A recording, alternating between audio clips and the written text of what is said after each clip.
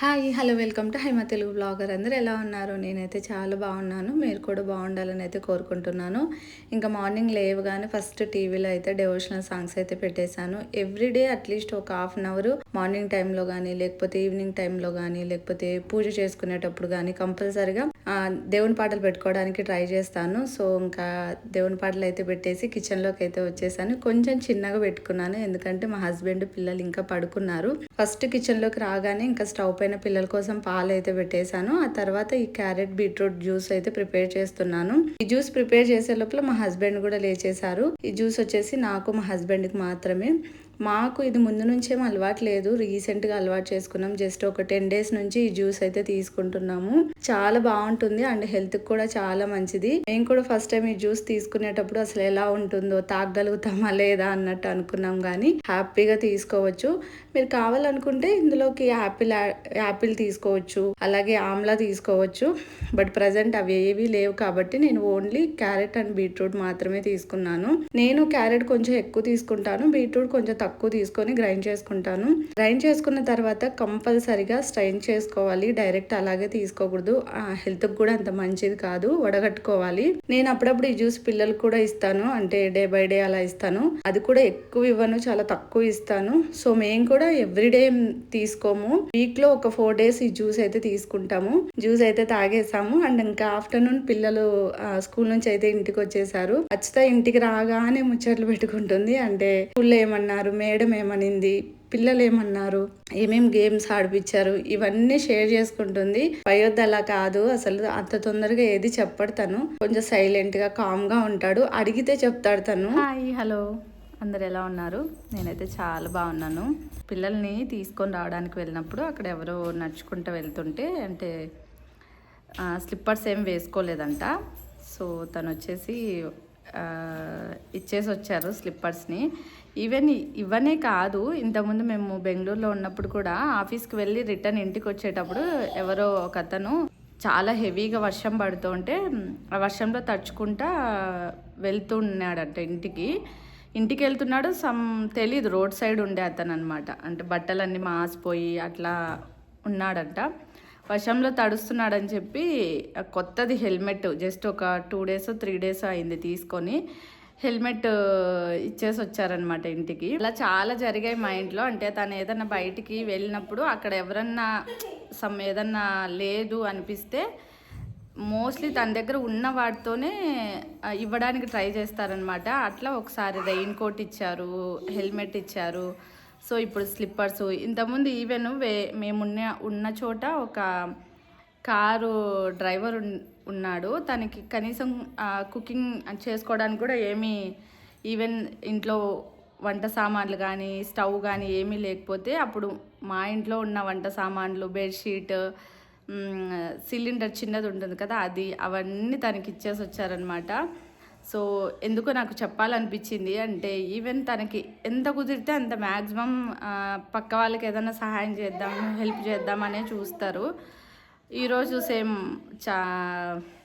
ఇలా చెప్పులు ఇచ్చేసి వచ్చారంట. అంటే తన గురించి చెప్పడం అని కాదు, మనకు ఉన్నంతలో అట్లీస్ట్ పక్క వాళ్ళకి ఎంతో కొంత హెల్ప్ చేయాలి అన్న ఇదితో ఉంటారనమాట తనైతే.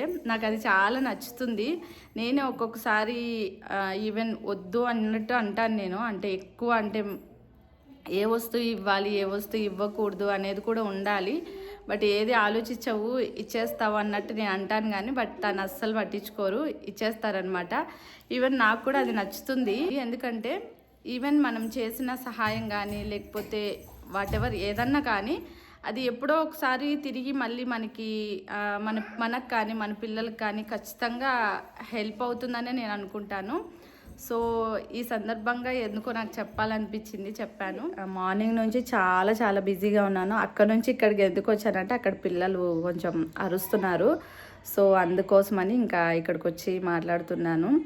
అసలు పొద్దునుంచి హౌస్ క్లీన్ చేసుకోవడం, బయట క్లీన్ చేసుకోవడం, ఇంట్లో పనే సరిపోయింది. ఇప్పుడు నేను ఫ్రెష్ అప్ అయ్యాను పిల్లలు వచ్చే టైంకి. పిల్లలు కూడా స్కూల్ నుంచి వచ్చేసారు. ఇంకా వంట అదంతా కూడా నేను ఏం చేయలేదు, బయట నుంచి ఆర్డర్ పెట్టేసుకుందాము అన్నట్టు అనుకున్నాము. 2 days నుంచి తను బిర్యానీ తినాలి అన్నట్టు అంటున్నారు. అందుకే ఇంకా ఈరోజు బిర్యానీ ఆర్డర్ పెట్టుకుందాము అన్నట్టు అనుకున్నాము. సో నా తమ్ముడు వెళ్ళాడు తీసుకొని రావడానికి. సో బ్లాగ్ అయితే చూస్తూ ఉండండి, కంటిన్యూ చేయండి. సో ఇంకా బిర్యానీ అయితే వచ్చేసింది. అందరం కూర్చొని అయితే ఇంకా లంచ్ అయితే చేస్తున్నాము.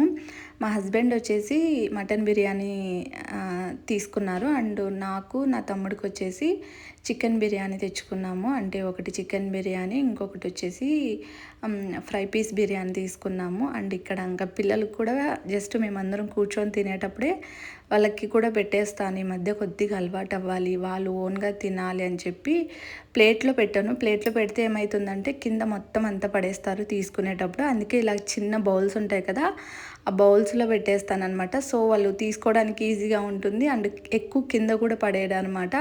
సో అందుకోసమని వాళ్ళకి పెట్టేశాను. అండ్ ఇంకోటి ఏంటంటే ఈ బిర్యానీ వచ్చేసి ఏదో అనంతపురంలో ఫేమస్ అంట, లింగమయ్య బిర్యానీ అని. అక్కడ నుంచి తీసుకొని వచ్చాడు నా తమ్ముడు. టేస్ట్ అయితే పర్లేదు, మరీ టూ గుడ్ అని చెప్పను, పర్లేదు, యావరేజ్గా ఉంది. నాకు అంత అనిపించలేదు అనమాట, బాగానే ఉంది. సో ఇంకా బిర్యానీ అంతా తినేసాక ఇంకా నా తమ్ముడు అయితే ఊరికి వెళ్ళిపోయాడు. ఇంకా పిల్లలు పడుకున్నారు. అండ్ ఇక్కడ వచ్చేసి ఇంకా బట్టలన్నీ వాషింగ్ మిషన్కి వేసాను. ఇంకా అవన్నీ తీసుకొచ్చి ఇంట్లో పెట్టేశాను అనమాట. అండ్ ఈవినింగ్కి వచ్చేసి ఇంకా ఏదో కంపల్సరీగా స్నాక్స్ అయితే ప్రిపేర్ చేస్తాను పిల్లలకి. ఎందుకంటే వాళ్ళు లేచిన తర్వాత కూడా అడుగుతారు కంపల్సరీగా ఏదో ఒకటి ఇవ్వమని. ఇంట్లో ఫ్రూట్స్ ఉంటే ఫ్రూట్స్ ఇచ్చేస్తాను, ఏవి లేనప్పుడు ఖచ్చితంగా ఏదో ఒకటి ప్రిపేర్ చేసిస్తాను. అండ్ ఇక్కడ వచ్చేసి ఫ్రెంచ్ ఫ్రైస్ చేసిస్తున్నాను. ఇవి వచ్చేసి బయట తీసుకొని వచ్చినవి, అంటే ఫ్రోజన్వి. సో కొంచెం ఇంట్లో పెట్టుకుంటాను నేను, ఎప్పుడన్నా సడన్గా చేసి ఇవ్వడానికి ఉంటాయిలే అన్నట్టు తీసుకొని వస్తానన్నమాట. సో ఇవేంటంటే నేను రీసెంట్గా ప్రిపేర్ చేశాను. నేను కూడా ఫస్ట్ టైం ట్రై చేశాను, ఎలా ఉంటాయి ఏంటి అన్నది తిన్న తర్వాత చెప్తాను. అంటే ఇప్పటి వరకు నేను కూడా డీప్ ఫ్రై చేయలేదు, జస్ట్ ఒక 3-4 డేస్ బ్యాక్ వీటిని ప్రిపేర్ చేసుకున్నాను నేను ఇంట్లోనే. సో చాలా సింపుల్గా చేసుకోవచ్చండి. నెక్స్ట్ టైం నేను చూపిస్తాను ఎలా ప్రిపేర్ చేసుకోవాలి ఏంటి అన్నది. వీటిని మీరు డ్రై ఫ్రెంచ్ ఫ్రైస్ అనుకోవచ్చు, లేకపోతే ఆలు వడియాలు అనుకోవచ్చు, ఎట్లన్నా అనుకోవచ్చు, బట్ పేరు ఎగ్జాక్ట్గా నాకు తెలియదు. సో డీప్ ఫ్రై చేసిన తర్వాత ఇలా అయితే ఉన్నాయి. కొంచెం కలర్ డిఫరెన్స్ ఉంటుంది అండ్ టేస్ట్ కూడా అంతేనండి, టేస్ట్ దాందేను. సో ఇంకోటి ఏంటంటే మనము ఇంట్లో ప్రిపేర్ చేసుకుంటాం కాబట్టి ఇవి కొంచెం హెల్త్కి మంచిది. సో ఈ బయట తీసుకొని వచ్చినవి కొంచెం ప్రిజర్వేటివ్స్ అలా ఉంటాయి కాబట్టి హెల్త్కి అంత మంచిది కాదు. అందుకే నేను ట్రై చేశాను అనమాట ఇంట్లో ఎలా వస్తాయి అన్నది. సో 2 డీప్ ఫ్రై చేసి ఇచ్చి పిల్లలకైతే ఇచ్చాను. 2 మంచిగానే తిన్నారు, పెద్ద డిఫరెన్స్గా వాళ్ళు కూడా ఏమనలేదు, అంటే టేస్ట్ డిఫరెంట్ ఉంది అన్నట్టు ఏమనలేదు. నాకైతే కొంచెం టేస్ట్ అయితే కొంచెం డిఫరెన్స్ అనిపించింది, కానీ ఇంట్లో చేసుకోవచ్చు.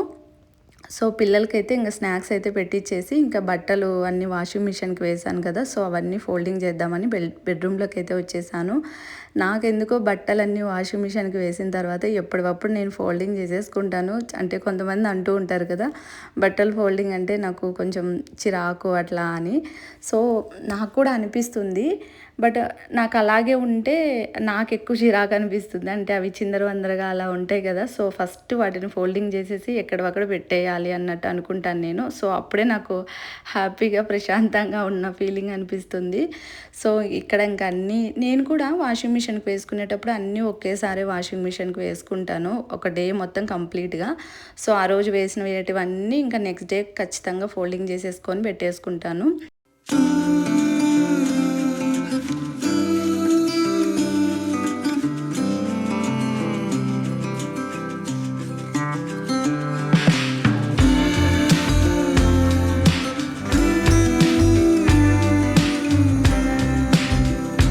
సో ఇంకా బట్టలు ఫోల్డింగ్ అయిపోయిన తర్వాత ఇంకా పిల్లల్ని తీసుకొని కిందికైతే వచ్చాను. ఇంకా కాసేపు వాళ్ళు కూడా ఆడుకుంటారు కదా, మార్నింగ్ నుంచి ఈవినింగ్ వరకు ఇంట్లోనే ఉంటారు. కొంచెం వాళ్ళని అలా బయటికి తీసుకొని వస్తే వాళ్ళకు కూడా కొంచెం రిఫ్రెషింగ్గా అనిపిస్తుంది. సో మెయిన్ పిల్లలు కూడా ఆడుకోవాలి కదా, అందుకోసం ఈవినింగ్ టైం మ్యాక్సిమం నేనే పిల్లల్ని కిందికి తీసుకొని వస్తాను. ఎందుకంటే మా హస్బెండ్కి కుదరదు, తనకి మీటింగ్స్ ఉంటాయి. సో నేను జస్ట్ వచ్చి కామ్గా కూర్చుంటాను, వాళ్ళే ఆడుకుంటారు. పయోధి నిజంగా సైకిల్ అయితే మేము ఒక్కరోజు కూడా తనకి అంత ప్రాపర్గా నేర్పించలేదు, తనే ప్రాక్టీస్ చేస్తూ మంచిగా నేర్చుకున్నాడు సైకిల్ అయితే. ఇప్పుడు అచ్యుతాన్ని కూర్చోబెట్టుకొని కూడా తను సైక్లింగ్ చేస్తున్నాడు. అందుకే ఇక్కడ నేను వీడియో తీశాను. That's it today vlog. Stay tune. Thank you for watching and bye.